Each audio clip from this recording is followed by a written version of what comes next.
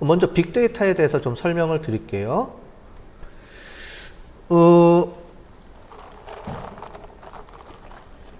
2017년도에 여러분들은 아마 이거 다 아실 겁니다. 그죠? 19대 대통령 선거가 있었죠. 근데 지금 문재인 대통령이 당선이 됐죠. 당선이 됐는데 그때 당시에 이슈가 있었습니다.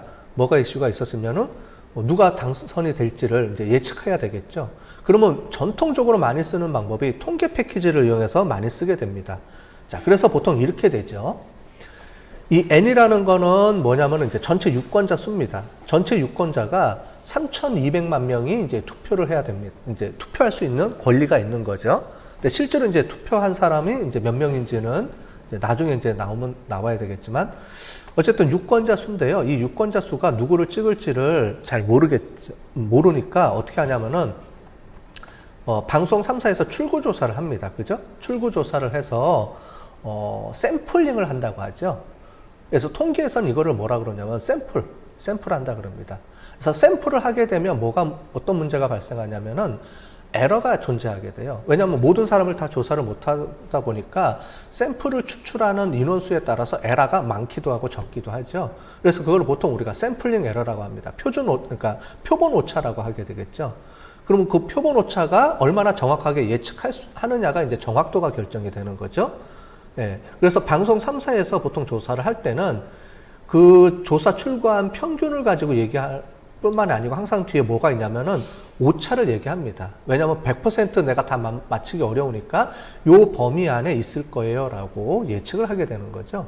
그게 통계학에서 쓰는 이제 확률을 이용해서 예측을 하는 겁니다. 자, 그래서 방송 3사 출구조사들을 이렇게 많이 합니다. 그죠? 근데 할 때마다 다 틀려 있죠. 틀리고 이거 할 때마다 돈이 어마어마하게 들어갑니다. 실제로. 그래서 이렇게 보시면은 실제로 이제 이게 이제 당선된 이제 그 퍼센테이지입니다. 그래서 41%로 당선이 되셨죠. 근데 이런 거를 맞추다 보면 오차 범위가 좀 있긴 하지만 그래도 통계학에서 확률을 이용해서 예측 범위를 하게 되면 그 예측 범위 안에 이제 다 들어오게 됩니다. 그래서 이 예측 범위가 서로 교차가 되면 다른 사람들하고 그러면 박빙이라고 얘기하고요. 이 오차 범위가 멀어져 있어서 서로 겹치는 게 없다 그러면은 우리가 확실 이렇게 얘기하죠. 무슨 얘기냐면은 이렇게 평균이 있습니다. 평균이 있으면은 A라는 사람하고 B라는 사람의 이제 이 확률이라는 분포를 이용해서 이렇게 해요. 이 분포가 겹쳐 있으면, 이렇게 겹쳐 있으면 서로 박빙이다 얘기하고. 왜냐하면 오차 범위 안에 서로 물려 있으니까. 근데 멀리 떨어져 있으면 뭐냐면 당선 확실. 이렇게 해서 보통 이제 방송이나 이런 데서 공지를 하게 되는 거죠. 예. 그런데 이렇게 하게 되면은 돈이 많이 들어가게 돼요. 그래서 어떻게 하느냐. 제가 2017년 5월 8일 날 간단하게 조사를 해봤습니다. 뭐냐면은 2017년 5월 8일 날 5월 9일이 선거일이거든요. 조사를 해서 여기다가 단순하게 이렇게만 넣었어요. 사람 이름만 구글에다가 별거 한 거 없죠. 구글에다 놓고 돌려봤습니다. 그랬더니 어떻게 나왔느냐? 이렇게 조회 건수가 나와요. 물론 이제 정확하게는 조회 건수만 갖고는 우리가 빅데이터 분석을 하지는 않아요. 근데 제가 쉽게 하기 위해서 그냥 간단하게만 해본 겁니다. 쭉 해봤어요. 그랬더니 딱 이렇게 나오죠. 그래서 위에 이제 3명 정도까지 딱 봤더니 요렇게 분포가 되고 문재인 그때 그 후보자가 당선될 확률이 높겠구나. 이제 저는 이렇게 예측을 하고 이제 선거를 그 다음날 봤죠. 그리고 요런 구글 트렌드라는 구글에서 제공하는 요런 도구가 있어요. 거기다가 넣어봤어요. 그랬더니 어떻게 되느냐? 위에 거는 그때 당시에 이제 이 조회 건수고요. 밑에는 어떻게 되냐면 시간의 흐름에 따라서 바뀌는 걸 볼 수가 있죠. 자, 보시면 이 파란색이 문재인 후보고요. 빨간색이 안철수 후보였었어요. 자, 원래 안철수 후보가 더 인지도가 높았어요. 그래서 처음에 아시죠? 처음에는 막 안철수 후보가 뭐 당선될 확률이 높다느니 뭐 이런 얘기를 했는데 이때 당시에 이 부분에서 바뀌었죠. 아마 제 기억에는 이때 당시가 이게 TV 토론회가 있은 이후에 갑자기 전세가 역전이 되면서 막 나온 거를 볼 수가 있어요. 그러니까 이걸 딱 보더라도 어떻게 언제 무슨 일이 있어서 이 흐름을 우리가 파악해낼 수가 있겠죠. 이걸 우리가 트렌드 분석이라고 하잖아요. 그래서 그래서 이거를 가지고도 제가 5월 8일 날 분석을 해봤더니, 아, 그러면은 문재인 후보가 당첨될 확률이 높겠구나. 이런 것들을 보고, 이런 것들도 보고, 그 다음에 이게 구글에서만 있는 게 아니고 네이버도 있어요. 네이버도 보면 네이버에서도 이렇게 나옵니다. 그러니까 전반적으로 봤을 때 이거는 단순하게 인터넷에서 올라와 있는 트렌드예요. 무슨 말이냐면 키워드 분석이라고 해서 우리 일반인들이 관심 있으면은 키워드 치죠. 키워드 검색 하잖아요. 맨날 검색하잖아요. 그 검색을 단어를 가지고만 분석한 내용입니다. 그러니까 단순하게 그것만 가지고 분석을 해도 어느 정도 예측을 할 수 있다는 거죠. 물론 이제 빅데이터 분석에 들어가면은 이건 에러가 많아요. 그래서 실제로는 더 정교하게 분석을 들어가거든요. 근데 간단하게만 해봐도 대충 흐름이나 이런 걸 보면은 우리가 어느 정도 예측을 할 수 있다. 뭐 이런 거죠. 그러면서 이제 제가 그래서 이 결과가 진짜 맞느냐 한번 봤습니다. 그래서 이 한국일보에서 그 전날 제가 이제 검색한 날 한국일보에서 이렇게 해놨더라고요. 빅데이터를 가지고 이쪽에서 실제로 좀 정교하게 분석해서 데이터를 발표를 했습니다. 그래서 어떻게 나왔는지 보면은 이렇게 나왔어요. 이거는 제가 한 것보다는 좀 더 정교하게 분석을 한 거죠. 왜냐하면은 그냥 단순하게 키워드 검색한 게 아니고 그 안에 뭐 트위터 분석도 해보고 아마 그랬을 겁니다. 그래서 분석한 내용을 봤더니 어떻게 나왔냐면은 이게 실제 그 다음날 개표 결과입니다. 41%, 24%, 그 다음에 안철수 후보. 자, 근데 이거를 빅데이터 분석한 내용하고 비교해 보시면 오차 범위가 있긴 하지만 그래도 어느 정도 유사하게 맞췄다는 걸 볼 수가 있게. 아까 전에 제가 한 거는 너무 이제 러프하게 한 거고, 요거는 이제 전문가들이 좀 구체적으로 분석한 내용입니다. 이게 실제는 그 전날에 발표한 자료예요. 그러니까 이거를 모르고, 그러니까 아까 전에 봤던 것처럼 실제 결과를 모르고 분석한 거죠. 예측률이 높게 나오죠. 자, 그러면서 이제 이 이후로부터 우리나라에서 빅데이터에 대한 얘기가 많이 나오면서 선거에 많이 활용하기 시작합니다. 그래서 대표적인 주자가 이재명 경기지사죠, 지금. 예. 그분이 유세를 하러 가면은 그 유세장에 유세하는 그 지역에 민심을 살피는데 어떻게 살피냐면 텍스트 마이닝이나 이런 걸 이용해서 분석을 해요. 그러니까 그 지역에 많이 검색되는 용어나 이런 것들을 분석을 해서 어떤 게 그 지역의 이슈냐 이런 거를 파악을 해서 연설할 때 활용을 합니다. 그래서 그분이 인지도가 올라가죠. 그래서 이재명 지사 인지도가 많이 올라가죠. 그런 분들이 전략을 그 선거 캠프에 이 빅데이터 분석하는 사람들이 있어서 그거를 분석을 해준다고 해요. 그러니까 그걸 활용해서 자기가 가는 선거 유세장마다 거기에 관련된 이슈들을 주로 얘기하는 거예요. 그럼 당연히 인지도가 올라갈 수밖에 없는 거죠. 전략적으로. 그래서 요즘은 이제는 국회의원들이 요즘에는 이걸 많이 씁니다. 거의 대부분 그 민심을 살피거나 할 때, 왜냐하면 옛날에는 단순하게 만나서 물어보거나 아니면 설문조사하거나 이렇게 해서 민심조사를 했는데 아마 설문조사하게 되면 그냥 대충 점수를 잘 주기도 하고, 그죠? 왜냐하면 앞에서 설문해주세요 그러면 해주기도 하고 귀찮아서 그냥 막 찍잖아요. 그래서 설문을 하는 거에 대한 오차가 조금은 있긴 있어요. 그래서 설문을 별로 안 좋아하시는 분들도 많아요. 설문 응답에 대해서. 근데 이거는 자기가 원하는 거를 트위터나 이런 데다가 가감없이 요즘 막 올리잖아요. 그러니까 남의 눈치 안 보고 막 올린다는 거죠. 그러니까 나의 속마음을 진짜로 다 그 안에서 내포하고 있어서 텍스트가 올라가 있는 거예요. 그거를 잘만 우리가 취합을 해서 분석만 하게 되면 사람들이 어떤 생각을 갖고 있는지를 알 수가 있다는 거예요. 그게 이제 핵심이 되는 겁니다. 옛날처럼 그냥 내가 돈을 주고 조사하는 게 아니고 사람들이 기본적으로 활동하는 일상생활에서 활동하고 있는 다양한 텍스트들을 잘만 정리할 수 있는 방법만 있다 그러면 우리가 사람들이 어떻게 생각하고 있는지를 끄집어낼 수 있다는 거예요. 그게 가장 핵심이 되는 거고, 그렇게 되다 보니까 엄청나게 많은 양의 데이터들이 필요하고 그거를 분석할 수 있게 되고 뭐 분석을 해야 되고 이러다 보니까 빅데이터라는 용어가 나오기 시작을 하는 거예요. 자, 이거는 그러면 이때가 있었느냐? 그게 아니고요. 그 전부터 있었어요. 2012년도에 이때도 분석한 내용이 있습니다. 그러니까 거의 그때 박빙이었을 거예요. 그죠? 그래서 구글 예측한 거하고 실제 득표율하고 차이점을 보시면 거의 유사하게 맞추죠. 그죠?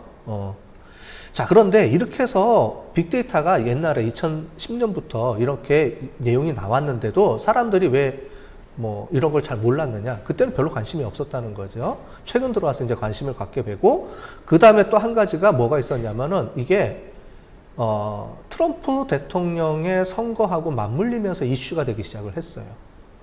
그 이슈가 어떻게 되는지 보여드릴게요. 이게 이제 버락 오바마 대통령하고 롬니하고의 이제 그건데, 이때 당시에도 미국은 구글을 이용을 해서 트렌드 분석하고 이런 빅데이터 분석을 활용해서 예측을 이제 하기 시작을 했습니다.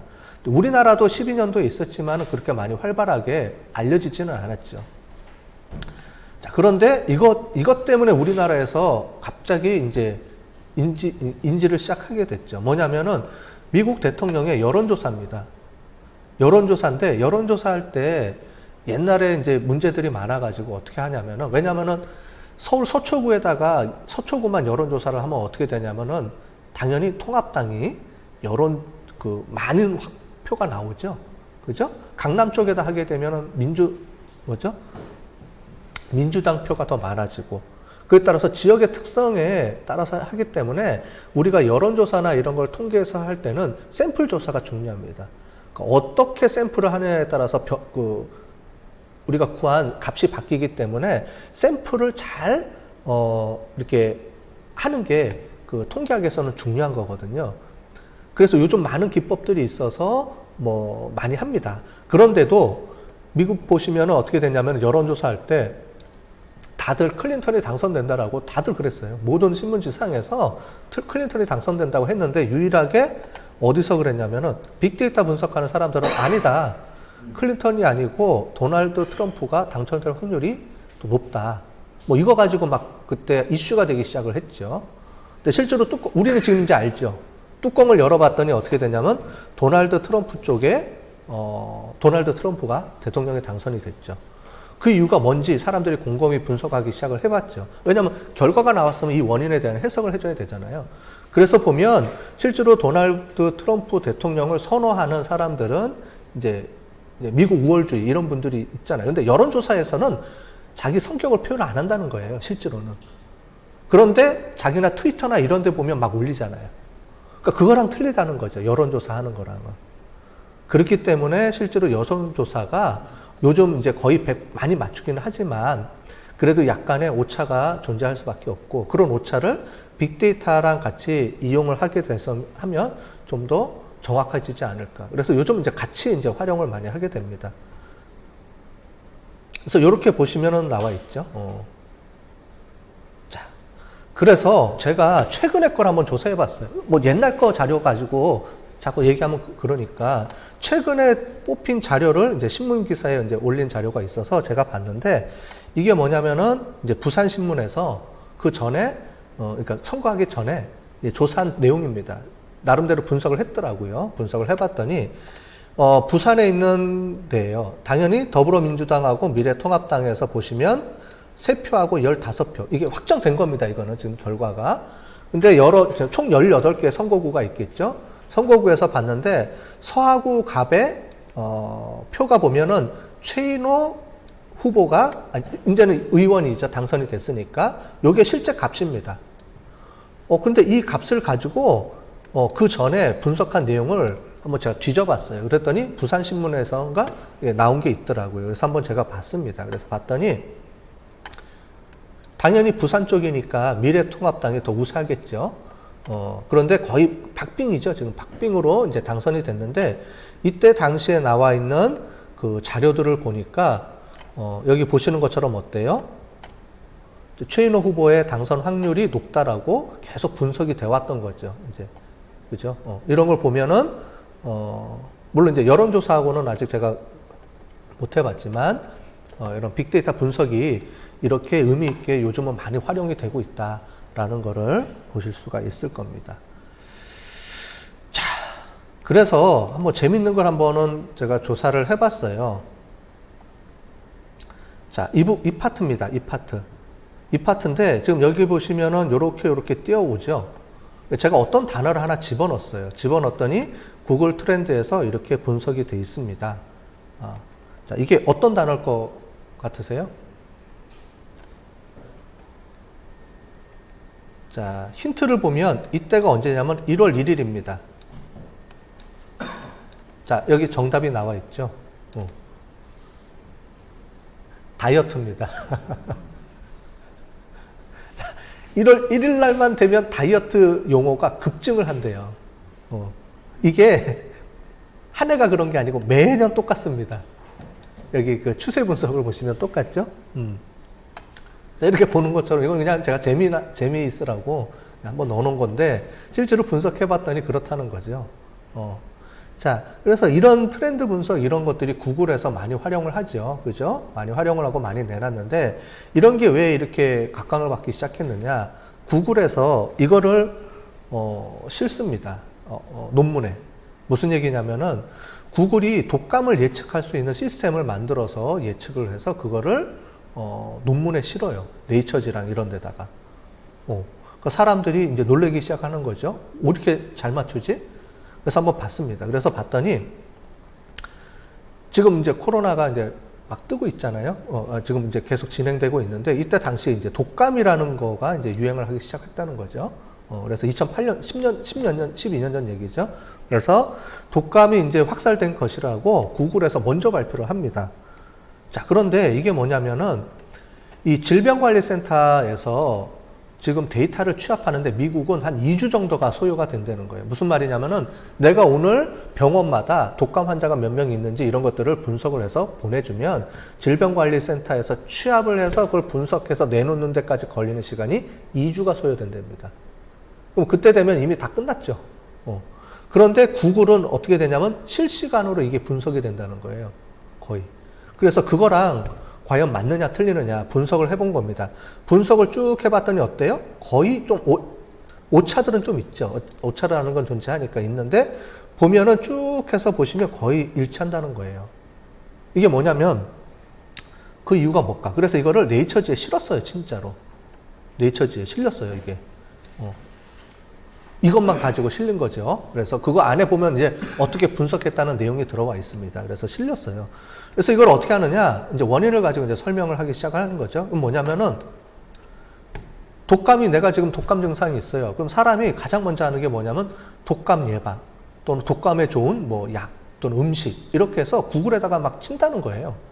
그럼 독감이라는 검색어가 갑자기 그 지역에 증가하기 시작한다는 거죠. 그러면은 뭐가 문제가 있다는 거죠. 그죠? 우리가 보면은 매일매일 네이버에서 발표하잖아요. 키워드, 상위 검색어 수준에서 실시간으로 하는 거죠. 이거예요. 이때 당시에.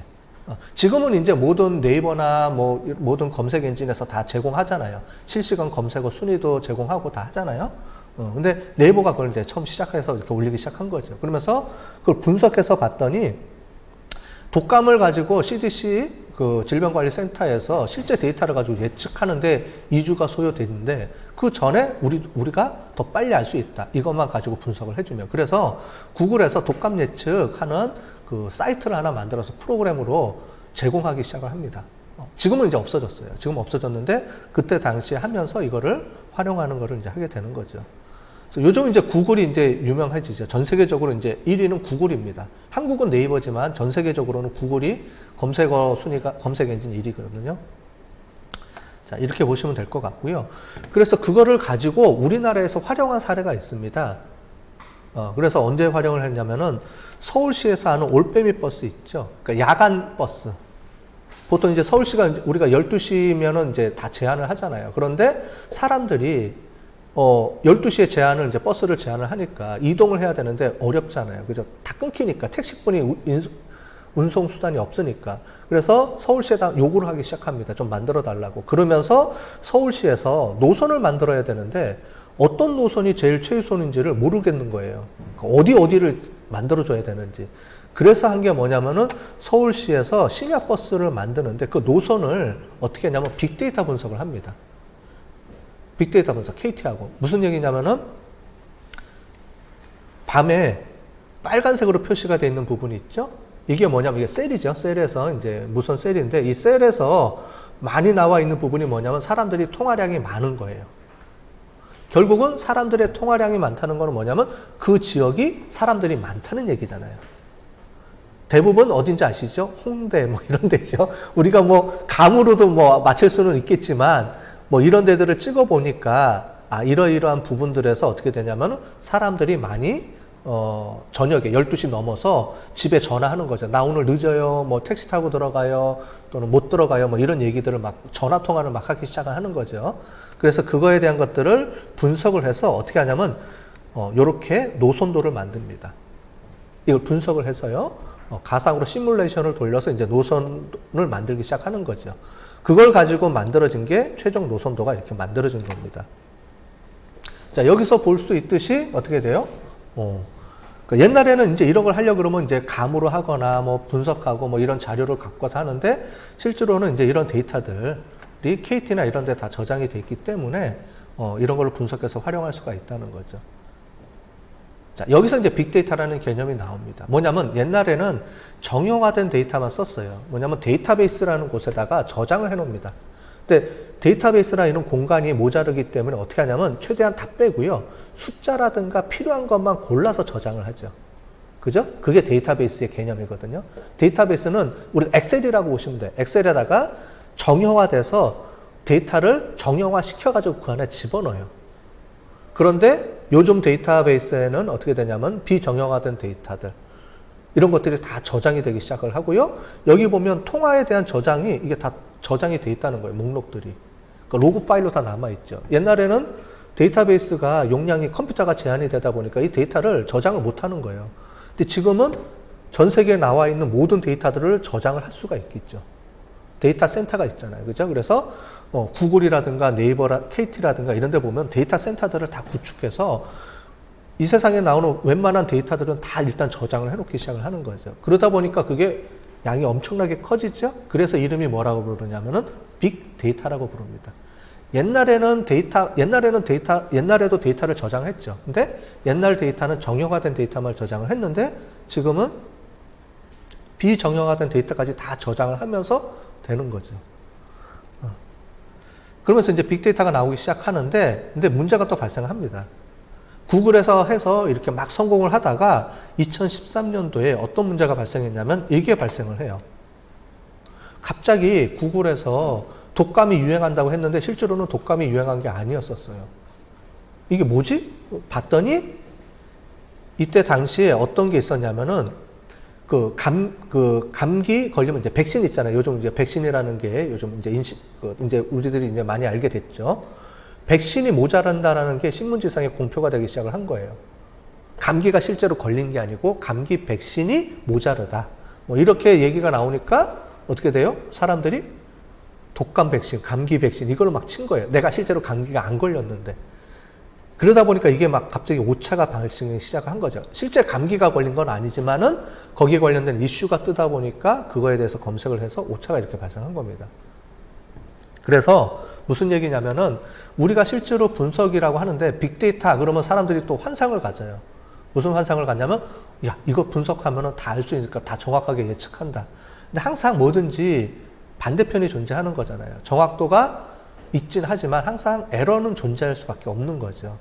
그래서 그런 것들이 결국은 이렇게 빅데이터를 분석을 해서 정확도가 올라가고 많이 맞추지만은 결국은 모든 시스템에는 한계가 존재한다라는 걸 이제 구글이 인식을 하기 시작한 거죠. 구글에서도. 그래서 아마 이때 이후에 아마 그 구글 트렌드 감기 독감하는 예측하는 모델이 내렸습니다. 그래서 이제는 서비스를 안 하고 있거든요.